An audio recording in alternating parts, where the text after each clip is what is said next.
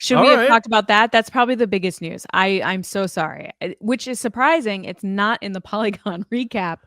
Yeah, it got I a date thought they were next just year. like, sorry, but we wanted to show you a little bit of it or something. So they are putting it out. No, So that they're was all for putting it out. nothing. That was to promote itself, I guess. Well, they sold it. They sold it. It is coming out in 2026, August 28th, 2026. All right, now I'm back to not caring about it. All right, good.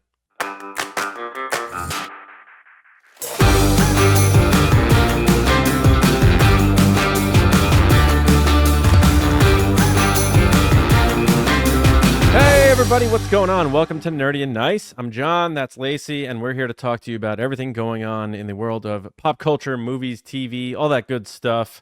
We have a pretty fun show in store for you. We're going to recap everything that stood out to us from San Diego Comic-Con. Not as big of a splash across the board this year at the convention. We'll see if that's setting a new trend or not, but we'll get into that. But also, Lacey, just right out of the gate, Fantastic Four has come out, and it appears to have sort of matched the trajectory that Superman had. So DC and Marvel both appear to be winning, at least right now. Yeah. I don't know if you caught that. And Superman also crossed 500 million at the box office and is projected to be the highest grossing Superman movie of all time. So all good signs. Rivalry, schmivalry, I guess, both winning, all good, right? Yeah, and I think both movies so far have had very positive reviews, mostly. Yeah. Like a lot of positivity around like, hey, this is cool, this is an original story, it looks great, it was entertaining. I think the surprising comment I've seen, because I haven't seen either, I'm going to be straightforward. But the comments I've been seeing is that they both move quickly. Like the pacing is too fast, which is interesting because for years people have been like, these movies are too long. You know, I want to get in and get out and watch the movie and have a good time. Get into the action. Yeah. Yeah. I don't want to sit in a 3-hour movie. And then so they did that. And now people are like, it's too fast. There's always, yeah. I'm also pretty pumped that both movies have made back their budget. I'm not a big box office person. Like, who cares? It's the money doesn't affect me, but I just like that it's made its budget because then that means that they could possibly make more, which Fantastic Four has made its budget back. I think it made 218 and the budget was 200 or something like that. So yeah. Yeah.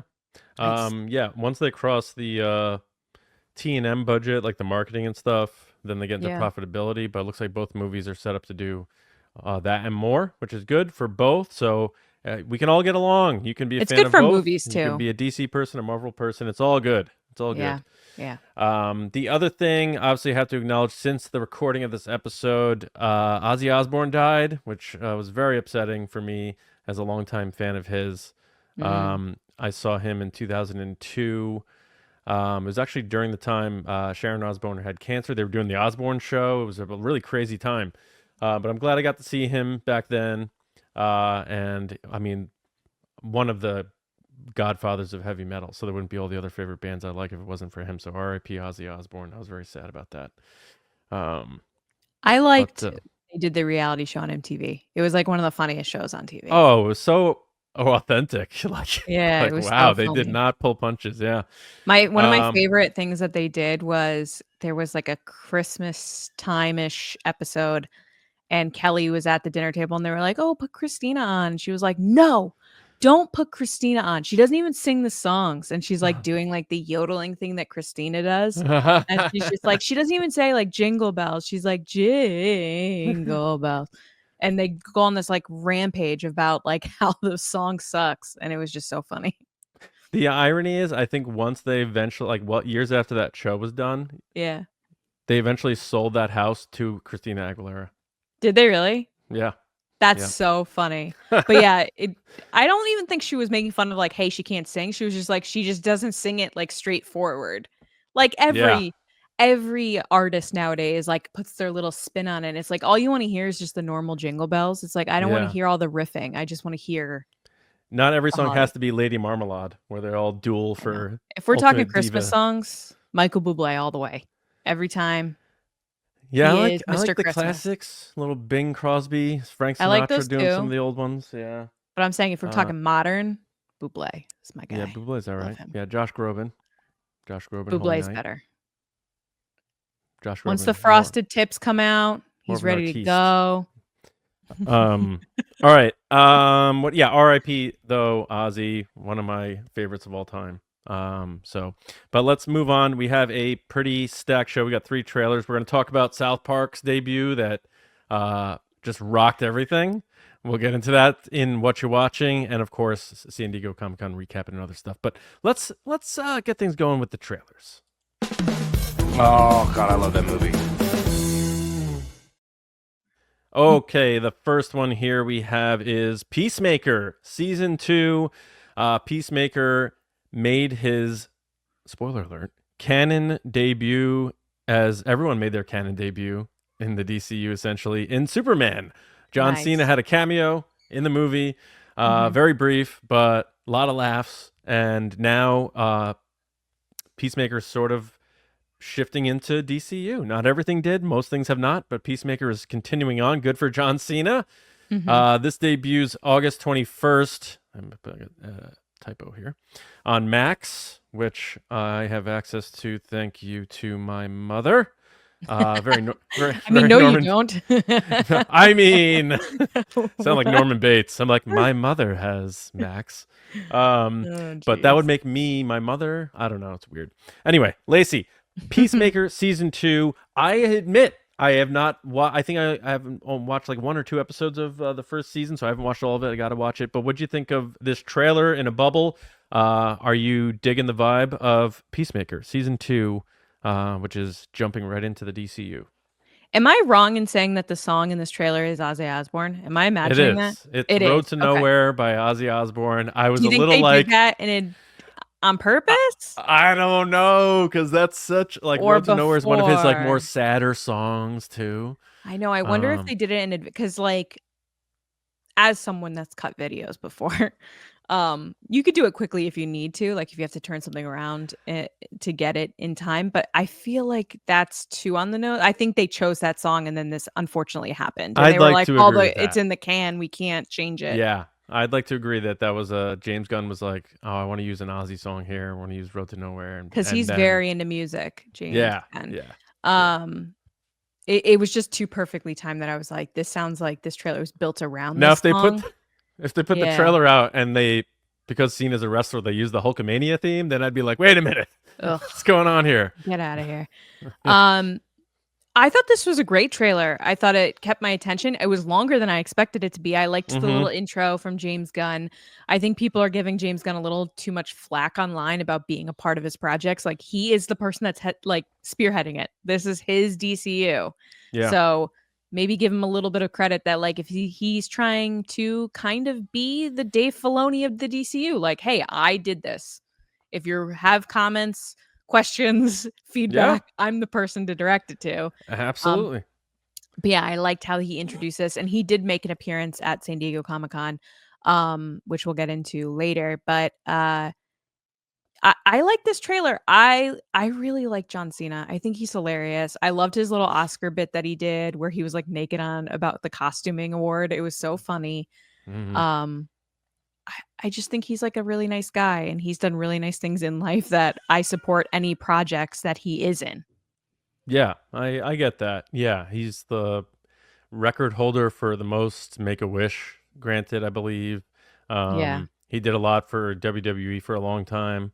And is he still in it right now?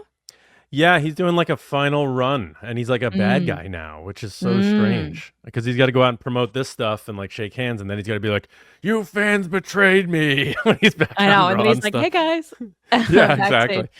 Yeah, that's really funny. The other thing that really stood out to me really quick is, are they doing a multiverse? So no, I think I don't want to give too much away about what happens in Superman. You can spoil it. It's okay. I don't care. But, I mean, yeah, you did have to edit my spoiler review, so I'm sure that was a little challenging. But it's already happened. So if you don't know what happened in Superman yet, fast forward. Just We're like giving you a couple seconds. 8 seconds. Basically, in Superman, Lex Luthor uses technology to open up a rip into time and creates this path to a wormhole to another dimension. So that's like where he world would keep between people, worlds. He would keep like metahumans imprisoned in there, and Superman gets cast in there. So this might be involved with that, which I think it Does is. he get out? Yeah. Oh, it's just like part of the okay. And then they seal it back up. It's not like now Christopher Reeves showing up and Henry Cavill showing up and it's all the Supermen. It's not like that. It's just kind of weird to me because these things are blurring in a sense, which is funny that I'm saying that because I think they're doing that here and in Marvel. In that, with especially Deadpool versus Wolverine, they had the little tool from the DGA that let them go into it, and then now he's doing it. I'm like, it's all blending together, guys, for me. It's hard. But this is different in the sense that it opened and closed. I don't know how they're going to explore it going forward, but it wasn't you go in here and change the past or anything. This is an alternate place in space that exists, and you either come back from it or you don't. That's it. But wasn't that what the TVA did too? Because there's multiple timelines. That's how he went and looked for all the Wolverines.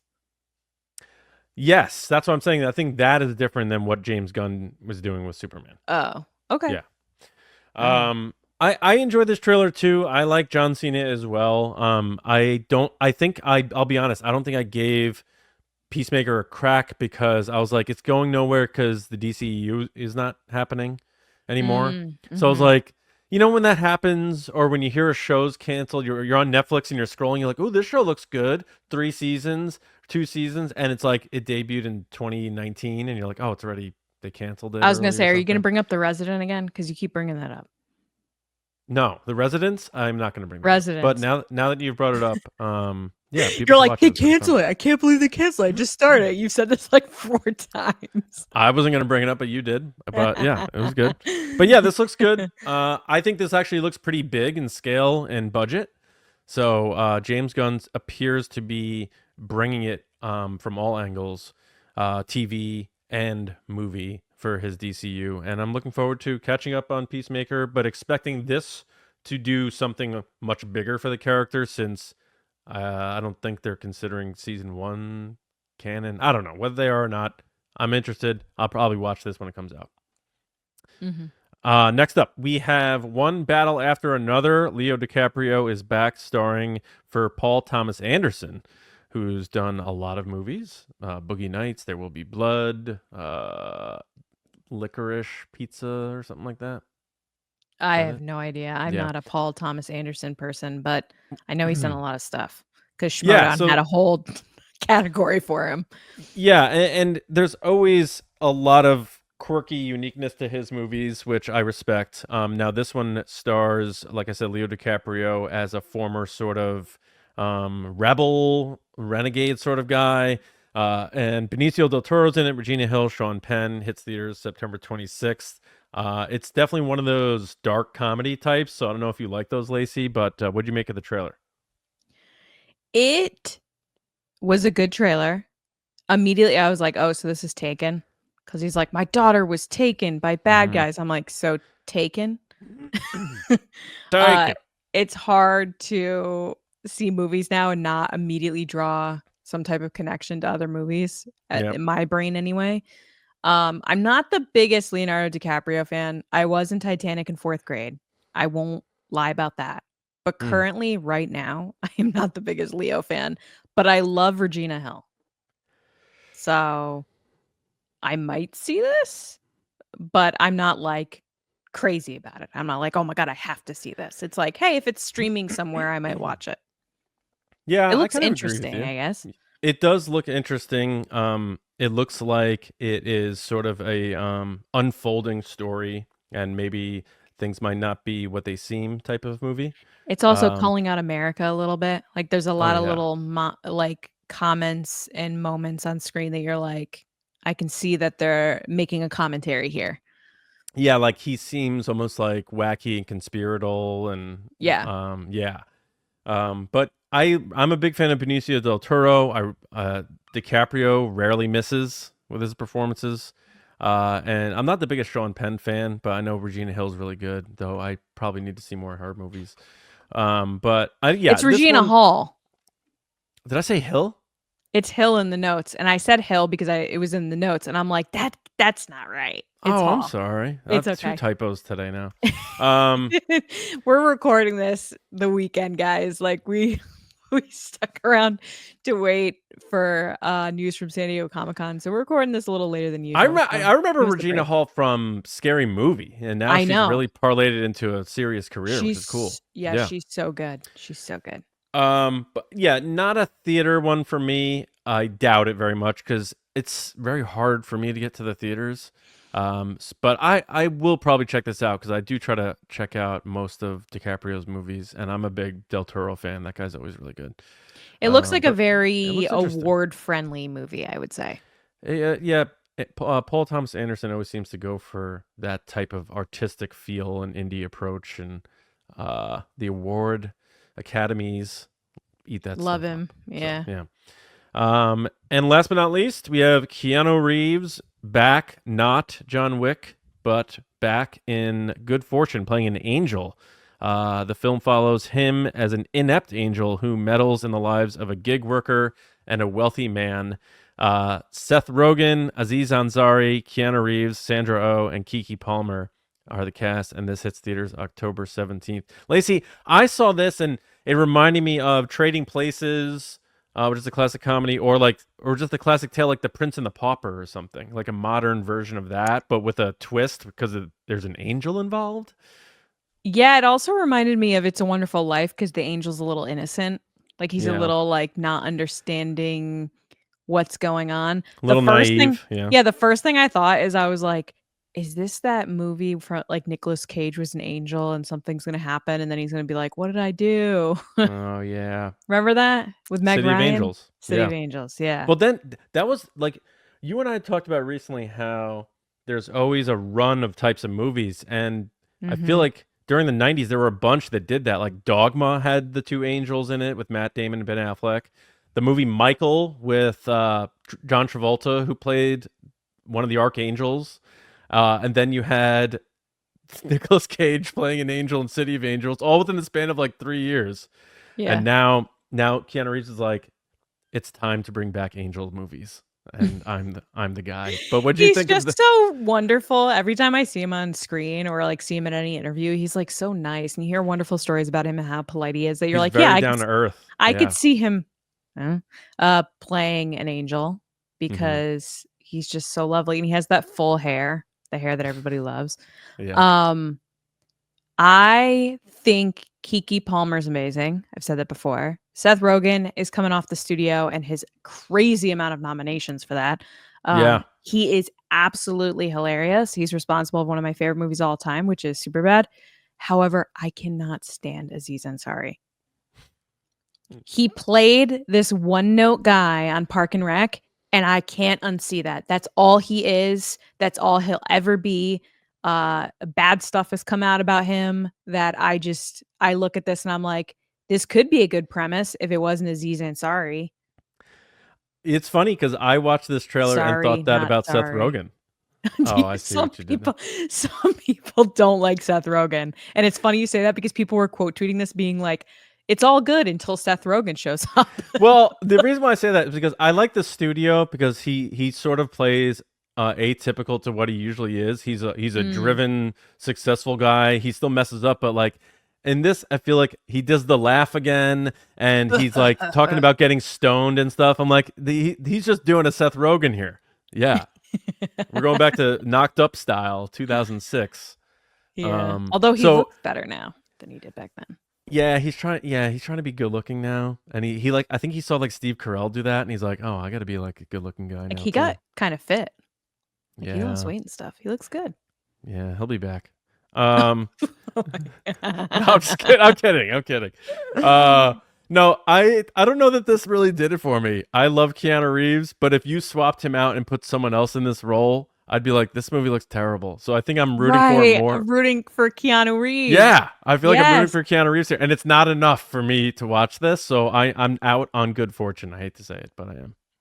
And not to completely hate on it, because I feel like people are getting mad at me lately because I'm being overly honest, but that's who I am.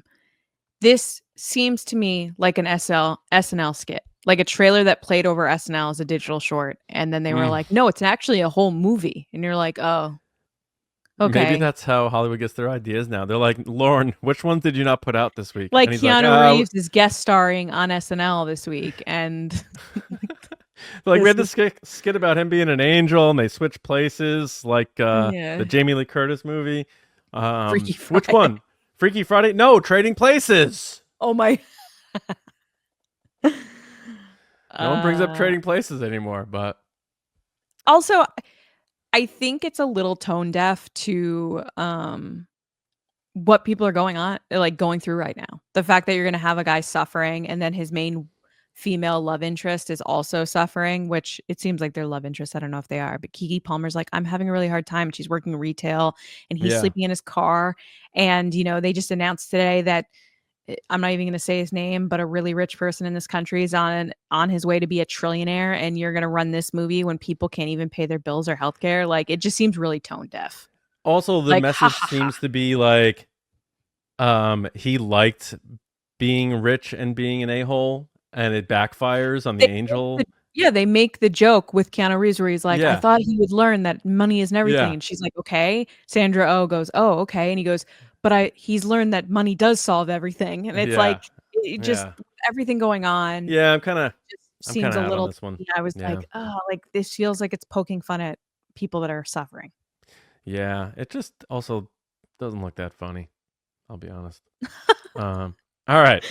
Anyway, let's wrap up trailer time and get Yeah. into some San Diego Comic-Con recapping. What's happening? Human sacrifice, dogs and cats living together, mass hysteria. Enough, I get the point.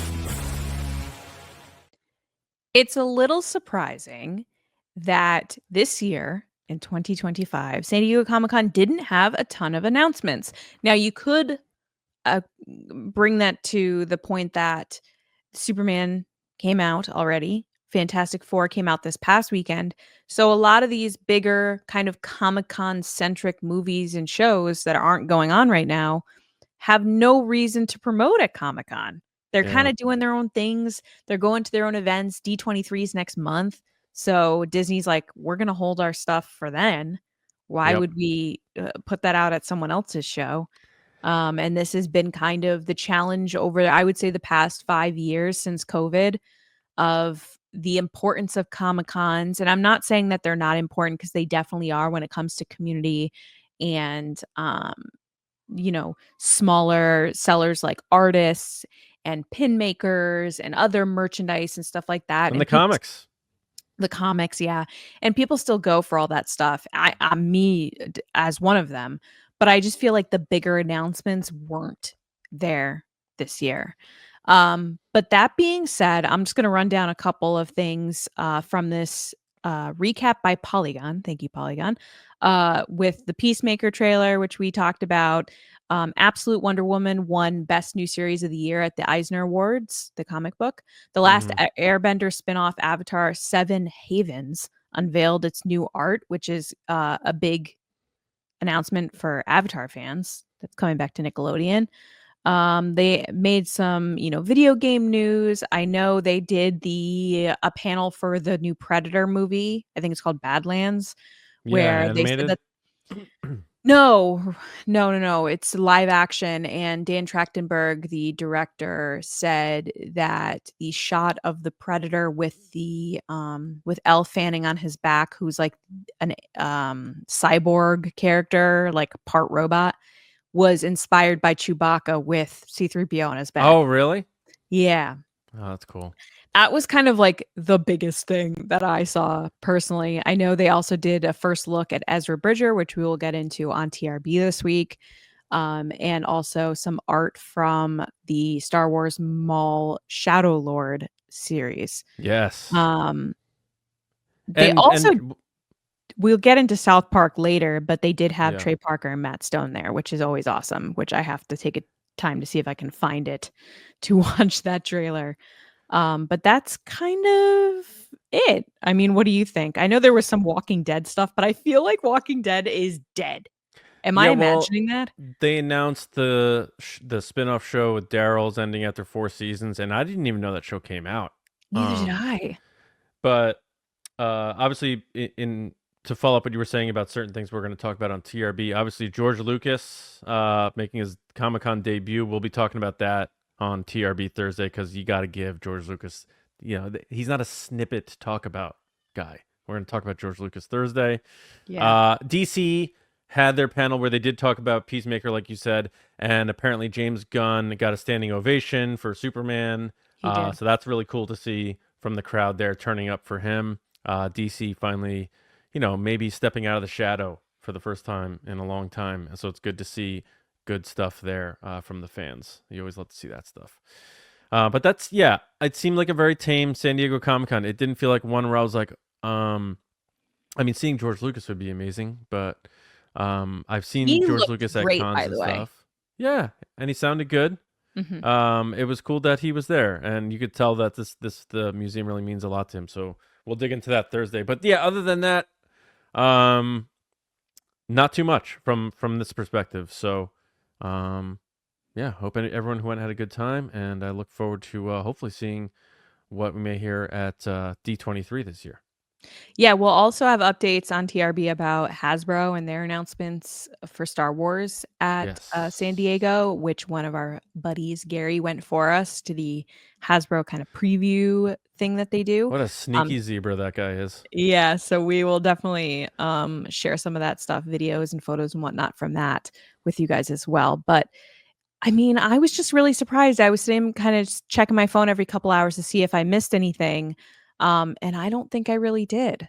Announcement wise, I'm not saying like going and having fun and going to the parties. Like people, they had All American Rejects at the fandom party, which apparently is the party now. The fandom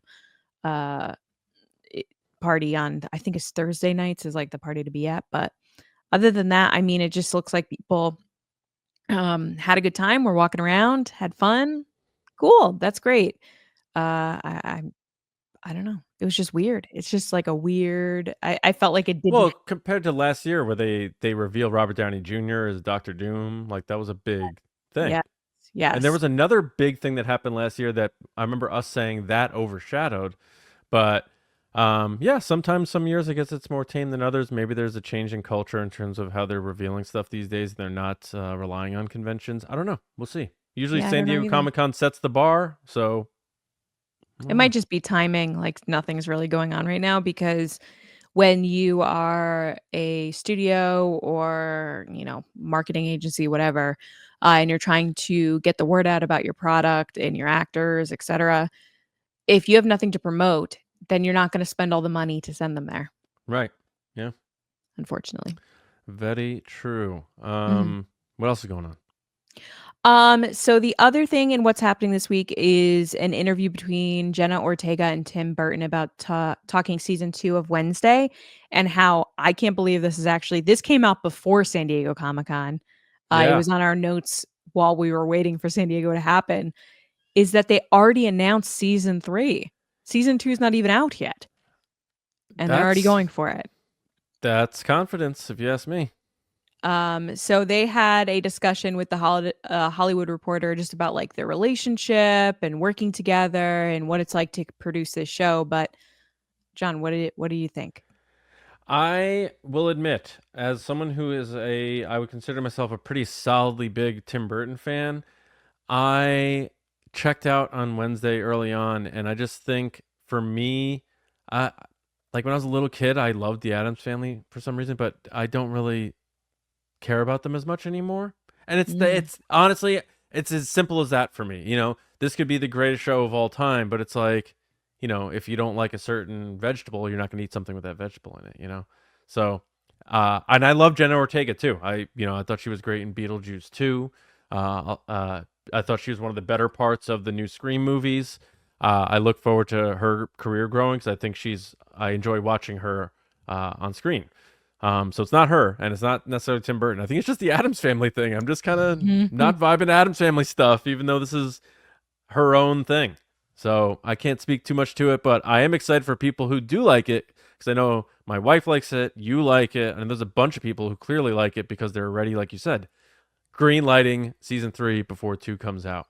So yeah, I am so excited about this show. I got super into season 1. You know this. I blew through it in a weekend. I was Yeah, that's so right. excited Yeah. about it.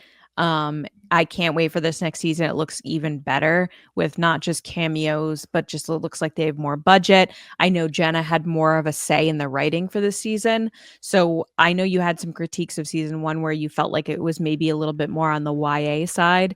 Yeah. Jenna had that feedback too. And she was like, I don't think Wednesday would have a love story. I don't think Wednesday would do this. So I'm interested to see what input she gave to season 2 and now 3. Okay. Because she did want to pull back from that kind of like YA like love triangle stuff. Like she said she hated that, which A little I enjoyed it. Twilight-y. Oh, you I did? enjoyed it. Yeah. Yeah. And she said she didn't. But with this Hollywood Reporter interview, they did ask Tim about doing a Medusa movie for Sony. And he said, quote, I don't talk about anything until I'm doing it. I've had projects that I thought I was doing and it got canceled. When that happens, it's a soul destroying moment in my life. I'll let you know when I'm on the set making a movie. Even then, you never quite know. And Jenna responds with, I would love for you to do something based on the Japanese monster, though. And Burton goes, oh, don't worry. That could be happening. It's just interesting for me to hear him talk about that because I know from season 1 with Wednesday, when he initially wrote the script for Wednesday, the series, he sent it to Jenna and was like, I'm interested in you doing this project. However, if you don't want to do it, no worries. Like, if you have time, just read through this. Yeah. And she said she literally called her agent and was like, don't talk to me and don't book me for anything until I get back to you. But I can't tell you why. And she said she pulled over on the side of the road. She was driving at the time and read the whole thing sitting on the side of the road. Oh, wow. And she immediately was like, I need to do this. And the way that she talks about Tim Burton and Tim Burton spoke about himself is that he was so nervous about the project and kind of like self-conscious that it's not going to pan out, which is interesting for me because I know in the past few years, I watched the making of Nightmare Before Christmas on Netflix, and they gave a very different picture of Tim Burton, that he was like kind of really rude and miserable and terrible to people and all this other stuff. Well, he could have matured over time too. Like, Of both course, things I'm could not be true. downplaying. Yeah. I'm not downplaying what they said. It's just No, I very know. jarring when you hear these two things. You're like, oh my gosh, there's obviously the truth is in the middle somewhere. Right. Yeah. But it seems like even in this interview with the Hollywood Reporter, he's very kind of, I'm never going to put my heart into anything until I actually have it set, which is interesting, being that over the years, we've seen so many projects get announced and then never happen. Yeah. And it seems like studios are so quick to pull the trigger on being like, hey, we're doing this. That a lot of people in production are like, can we just not say anything until I'm on set doing it? Speaking of which, the completed but shelved Coyote Acme movie or whatever, they showed, I guess, the first 6 minutes of that at Comic-Con. What? They showed the first 6 minutes for what? That canceled like Acme Coyote, Wile E. Coyote movie that they made. It's coming out. Oh, it is coming out? I thought they shelved that. No. It got a date to come out next summer, 2026. What? Oh, should we have talked about that? That's probably the biggest news. I'm so sorry, which is surprising. It's not in the Polygon recap. Yeah, it got a date. They were just year. like, sorry, but we wanted to show you a little bit of it or something. So they are putting it out. So that they're was all for putting it nothing. out. That was to promote itself, I guess. Well, they sold it. It is coming out in 2026, August 28th, 2026. All right, now I'm back to not caring about it. All right, good. Are you really? I'm excited. No, I don't know. It was so interesting when I couldn't watch it. It was the forbidden fruit. Now it's like, you're gonna be able to watch this. I'm gonna be like, nah. And the funny thing about it is it also stars John Cena. We were John speaking Cena, about him. yeah. And they showed a clip of him like choking out Tweety Bird. What are you doing, John Cena?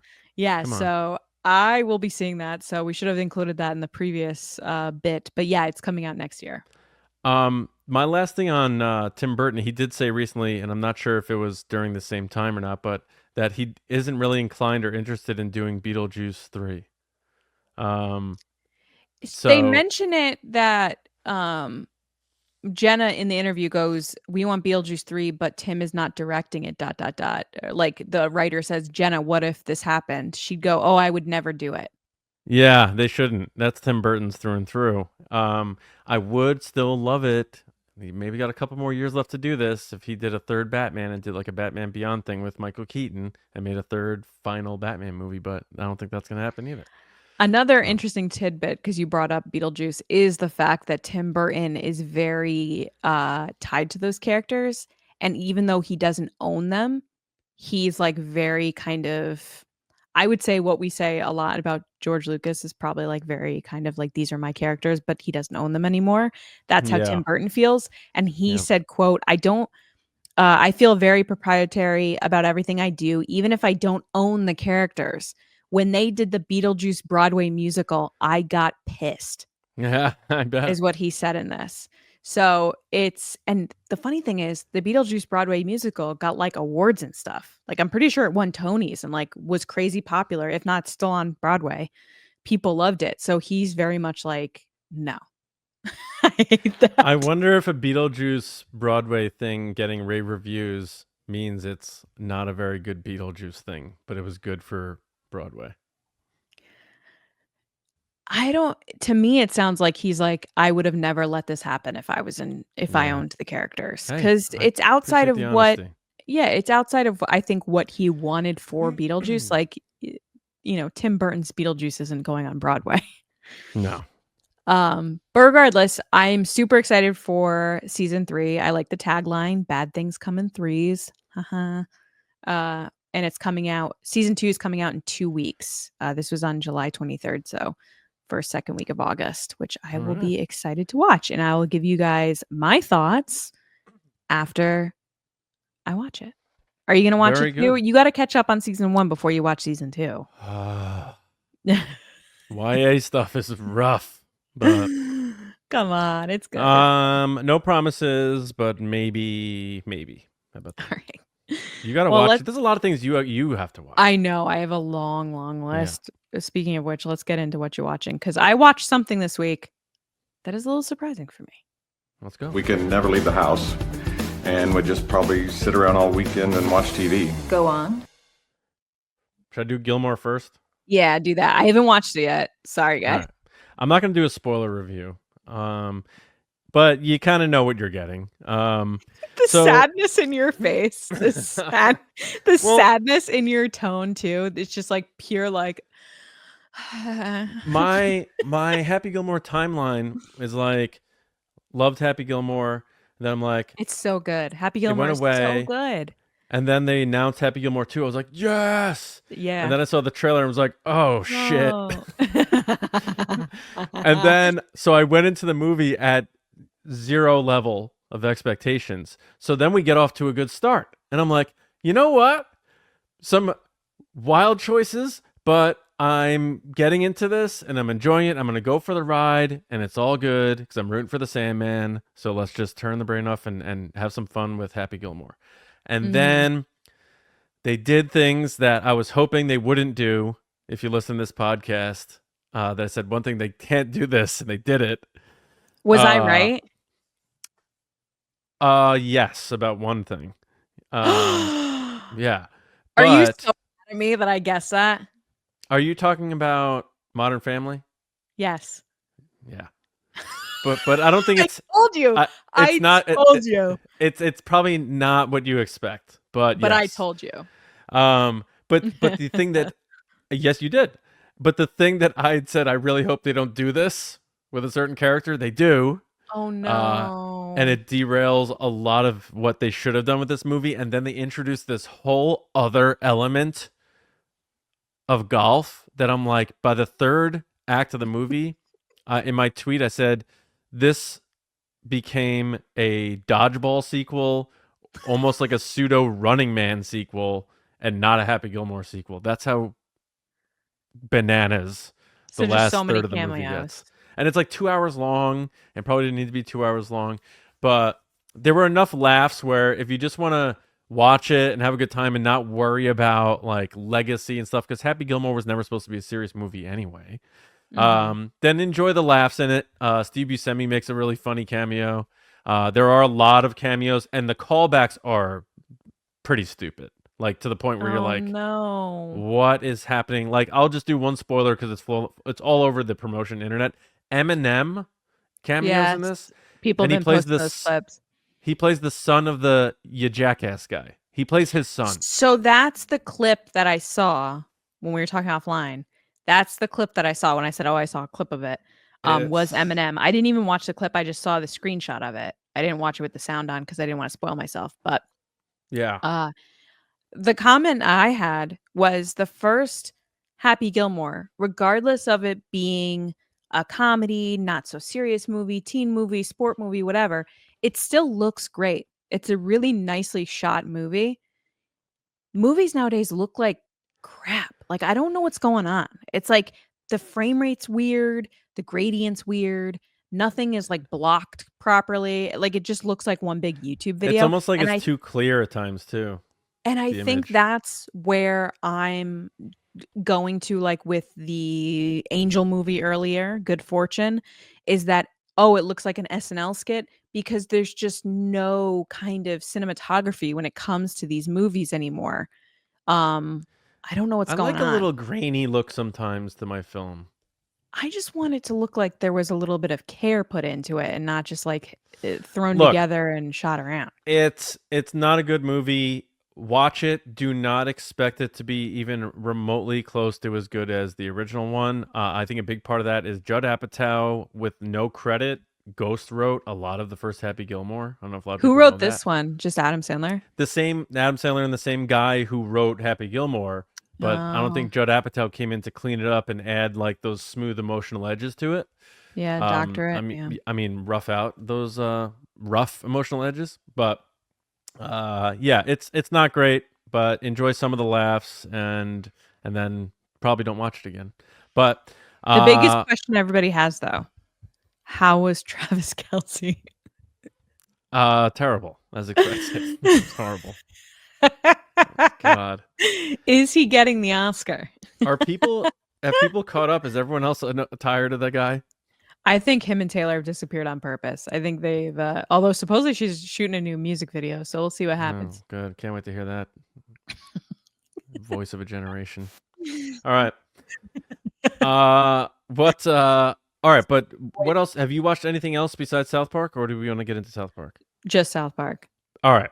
So South Park came back. They did appear at San Diego Comic-Con, and Trey Parker, tongue-in-cheek, said, "We're very, very sorry," in response to the episode. And they're not sorry, obviously. But they did reveal that the first teaser that they put out for the new season a few months back, they completely made it up because Paramount asked them to make a teaser promoting the new season, and they're like, "We don't make our show that way. We make our show like 3 days before it comes out." Right. They do it in 48 hours. That's why it's relevant. 6 days to air, yeah. So they literally said the teaser that they put out earlier in the year, they're like, "This is not our show. We're just putting explosions and all random things, and we're gonna make up plot lines." Is that why it was so over the top, where it was like bigger and ever? Yeah, yeah. And I was like, "What is happening with South Park?" And it turns out they were doing that to be dicks. So I love it. I love it. So then they show much. up, and people are probably expecting whatever was in that trailer, and they show up, and they really go for it. Where the whole angle pseudo making fun of Trump thing, where Garrison is Trump, is gone, and it's all about Trump is basically this show's new Saddam Hussein because he has the same voice. Hussein. Yeah. And they really went for it and just went full after Trump and used his full face. And the thing at the end was unbelievable to watch. Oh my God. It was absolutely insane. And politics aside, you have to, if you know the guys from South Park, they don't take sides. They don't like anybody. So they'll go after everybody, and they went for it in a way nobody has had the stones to go after him. So I just loved every bit of it. These guys are my heroes, and they just show that they still have their fastball, and it's not one of those things where they're collecting all that money from Paramount to make fun of Paramount. They're like, we're still gonna go be as edgy as we ever have been, but not in a like, oh, those guys are still around. Like when you see like hair metal bands and they're like, they can't really sing. Like I saw the Scorpions are still touring, and the guy can barely like move, and it's like South Park could be that. They could be like, oh, those guys from South Park, they're not cool anymore. Like that's my dad watches South Park. No, they're hilarious. But they're like, no, we are still the greatest, and they proved exactly why with this premiere. Yeah, so there's a lot of background like legalities and technical stuff that's going on that makes this even funnier, in that Paramount just paid Trump $16 million in a lawsuit for something that they said about him. And so Paramount paid Trump $16 million and then paid South Park $900 million to then make fun of him again. Or So 1.5 billion or whatever it is, the new deal they have. oh my Yeah. God. Okay. Regardless, ridiculous. My favorite joke actually was the 60 Minutes joke that they did, because the story there is that basically the guy that was, his name was Bill, he was like running 60 Minutes for like 30 years. And they basically were like, don't talk about this because we want this merger to go through between Paramount and CBS or Viacom or whatever. And he was like, I'm not going to do that. That's not, you know, like that's not journalism. I have integrity. I'm not going to lie about things just because you want this merger to go through. And so he basically resigned because they were going to fire him. And so now 60 Minutes is like kind of like tiptoeing around issues and eggshells because they don't want to get in trouble. So the joke that they have the two people sitting there where they're like, this week, this town is fighting him. They're like, but he's such a good guy. Like, we like him so much. Like, there's nothing wrong. Like, we would never say anything But wrong. he's great. He's great. He's great. He's great. Like, we are not saying anything at all. Like, it was just so funny that, you know, they're a part of the same network and they don't care. They're like, have a backbone. Yeah. And it's kind of like, there's nothing that I laugh at more than when people are so set for life, like these two guys are. They have nothing to lose. You can't cancel them. You can't get rid of them. They don't care. And honestly, they've said numerous times they've been trying to get canceled. They're like, they're just paying us to do this. We want to get canceled. So they keep going harder and harder, thinking like, we'd love to get canceled at some point. And they keep getting re-upped. But what was good about it is they hit on so many points, and the way they do their humor is they're like laying out the facts in very layman's terms as to what's going on. And it's sort of like how the Daily Show originally was, you know, when Jon Stewart took it over from Craig Kilborn. And it's like they make like no one is free of their jabs. So they'll make fun of NPR. They were like the woke liberals on NPR. Yeah. Cartman gets all mad. He's like, where are my liberals? I can't laugh at them this morning. And they're like, oh, they canceled NPR. He's like, what? Yeah, so like, even though he thinks that they're so stupid, he's like, but they have the right to say what they're saying. Exactly. Yeah. Which makes it funny because he's like, where are they crying about whatever, you know, transgender this, whatever. I bet they, like, if things weren't so crazy right now and they didn't want to go for that home run, which they did with Trump being Saddam or Satan's boyfriend and being Satan, the new Saddam Hussein, all that stuff, and the thing at the end where it's live action AI Trump or whatever they did. Oh my God, so weird. They probably would have made a whole episode about Randy Marsh having a relationship with ChatGPT, and that was like 30 seconds of the episode. I laughed so hard where he's talking to it and it's going because that's the noise it makes for those of you who have never used it before. And then when it goes, it's like totally gassing him up, which is everybody knows that's what it does. It reads what you're saying and then goes, oh, you want to hear this? So I'm going to tell you this because it's a robot. It's not a real thing. And they say Gen Z is using it for therapy and stuff, which is insane.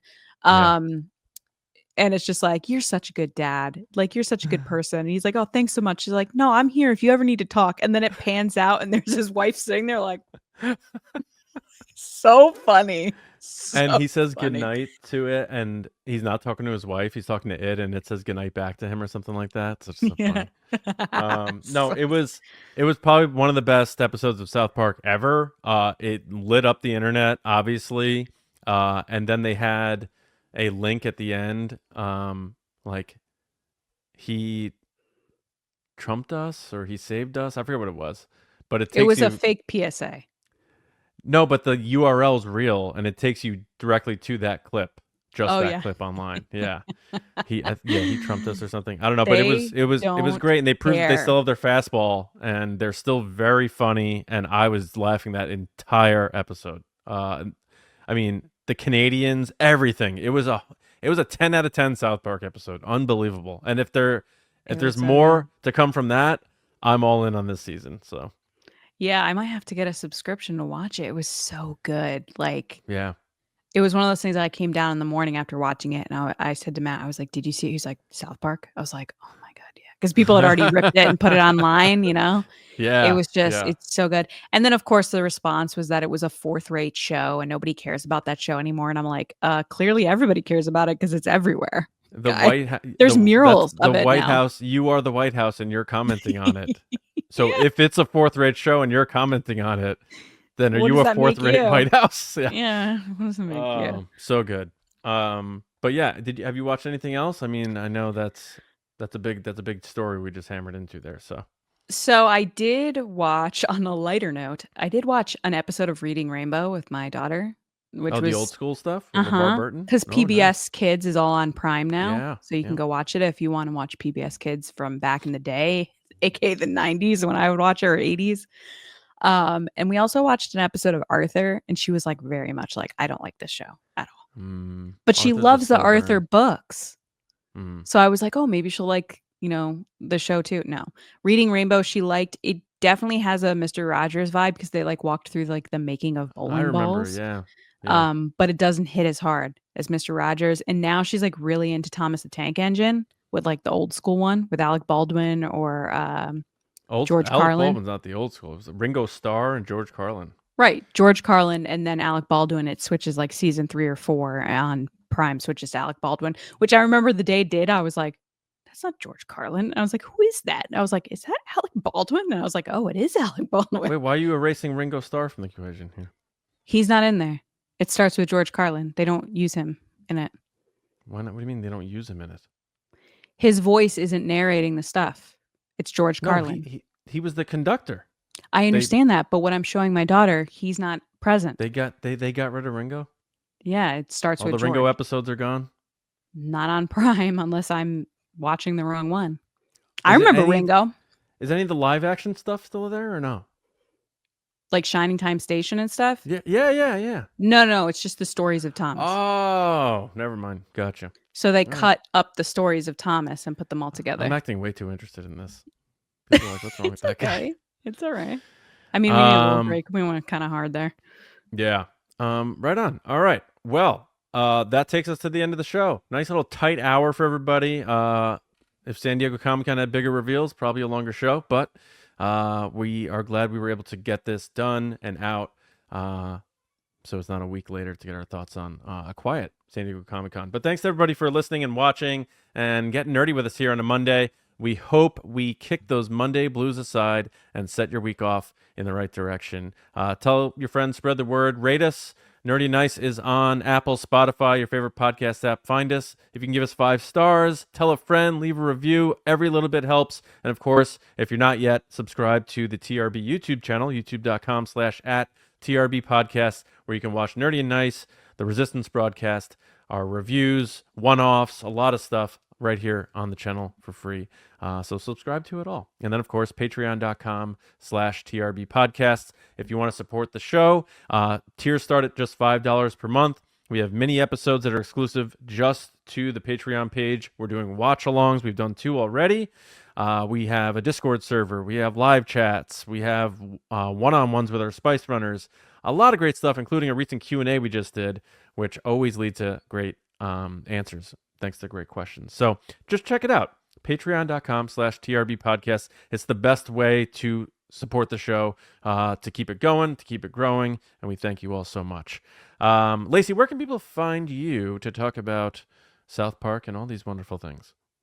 Well, first of all, I just want to give everybody a heads up that we're going to have a new Nerdy and Nice next Monday on the 4th, but we will not have one on the 11th. And we will be back on the 18th. Week off. We're taking a week off. I'm going away with my off. family, which is much appreciated. Just wanted to give you a heads up, though. So don't worry if you don't see an episode that day. It's okay. We'll be back.